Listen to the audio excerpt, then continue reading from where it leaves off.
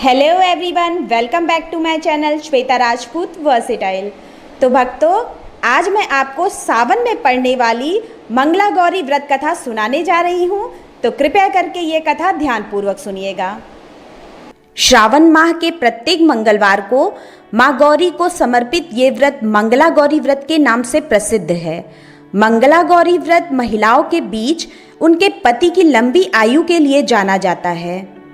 सावन महीने के प्रत्येक मंगलवार को मंगला गौरी व्रत रखा जाता है। इस दिन विवाहित और अविवाहित स्त्रियां मंगला गौरी व्रत रख देवों के देव महादेव और माता पार्वती की पूजा उपासना करती हैं। इस व्रत के पुण्य प्रताप से विवाहित स्त्रियों को सुख और सौभाग्य की प्राप्ति होती है। वहीं अविवाहित युवतियों को मनपसंद वर मिलता है। मंगला गौरी व्रत करने से दाम्पत्य जीवन में मधुरता आती है। अगर आप भी मनोवांछित फल पाना चाहते हैं तो मंगला गौरी व्रत के दिन विधि विधान से महादेव संग माता पार्वती की पूजा उपासना करें। साथ ही पूजा के समय मंगला गौरी व्रत कथा का पाठ अवश्य करना अथवा सुनना चाहिए। तो आइए अब हम सुनते हैं मंगला गौरी व्रत की कथा। भक्तों, माँ मंगला गौरी की व्रत कथा दो तरीके से सुनाई गई है, तो मैं आपको इस वीडियो में दोनों कथा सुनाऊंगी। तो आइए सुनते हैं प्रथम कथा। एक समय की बात है, एक शहर में धर्मपाल नाम का एक व्यापारी रहता था। उसकी पत्नी काफी खूबसूरत थी और उसके पास काफी संपत्ति थी, लेकिन कोई संतान न होने के कारण वे दोनों अत्यंत दुखी रहा करते थे। ईश्वर की कृपा से उनको एक पुत्र की प्राप्ति हुई, लेकिन वो अल्पायु था। उसे ये श्राप मिला था कि 16 वर्ष की उम्र में सांप काटने से उसकी मौत हो जाएगी।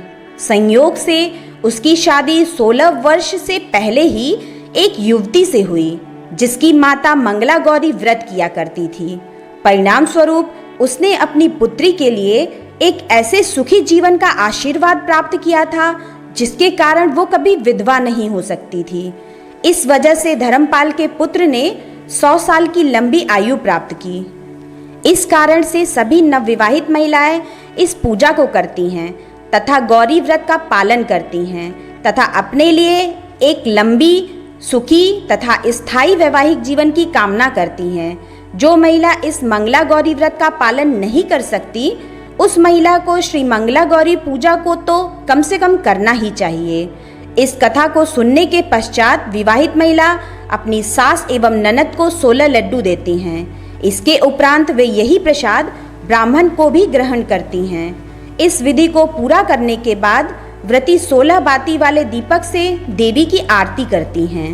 व्रत के दूसरे दिन बुधवार को देवी मंगला गौरी की प्रतिमा को नदी अथवा पोखर में विसर्जित किया जाता है।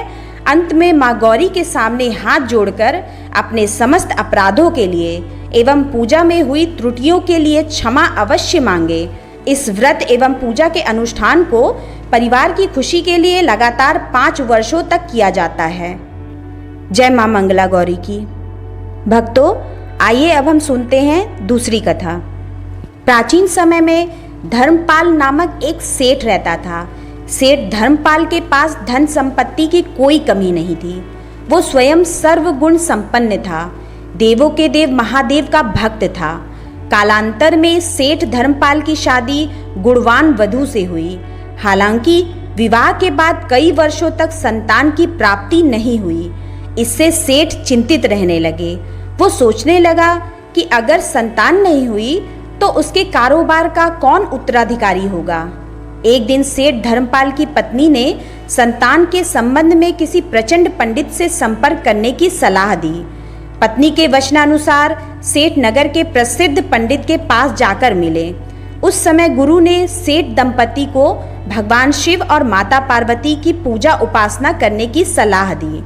कालांतर में सेठ धर्मपाल की पत्नी ने विधि विधान से महादेव और माता पार्वती की पूजा उपासना की। सेठ धर्मपाल की पत्नी की कठिन भक्ति से प्रसन्न होकर एक दिन माता पार्वती प्रकट होकर बोली, हे देवी, तुम्हारी भक्ति से मैं अति प्रसन्न हूँ। जो वर मांगना चाहते हो मांगो, तुम्हारी हर मनोकामना अवश्य पूरी होगी। उस समय सेठ धर्मपाल की पत्नी ने संतान प्राप्ति की कामना की। माता पार्वती ने संतान प्राप्ति का वरदान दिया। हालांकि संतान अल्पायु था।